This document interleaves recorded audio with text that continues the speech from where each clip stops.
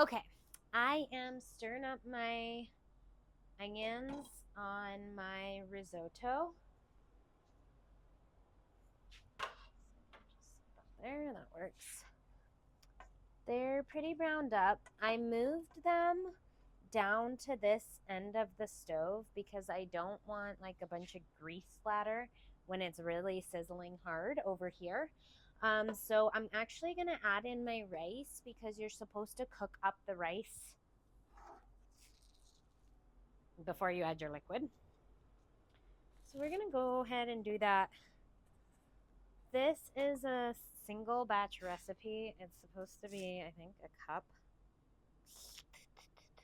and a half of rice too. They say 4 cups of broth, plus we're going to do some wine in this risotto. So they also specifically said not to rinse the rice. So I thought that was kind of interesting because I always rinse my rice. I'm curious.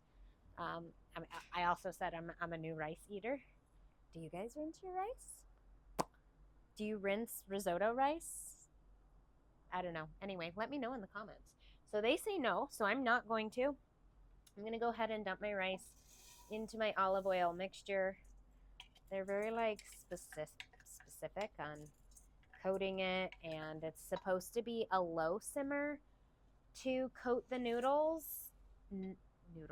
rice. Sorry, I've been eating a lot of pasta. It's like carbs have kind of been the only thing settling in my stomach. Not today. We are having rice today. So I'm coating this up in the olive oil, mixing it in with the onions that I already pre-sauteed. I am going to move this back over. The second one was the hottest. So I'm going to go here. I'm going to check my temperature. Notice I lift up my pot when moving it. This is a painted stove. You can scratch it if not. 538. 2. Okay, so I'm going to go right here in the center between cook plate number 2 and 3.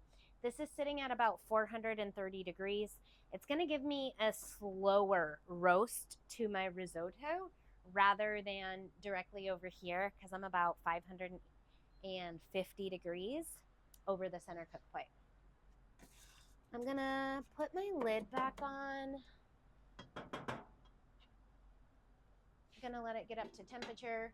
This should only take me about 3 minutes or so to get it all fried up. So I'll take you guys up close and show ya.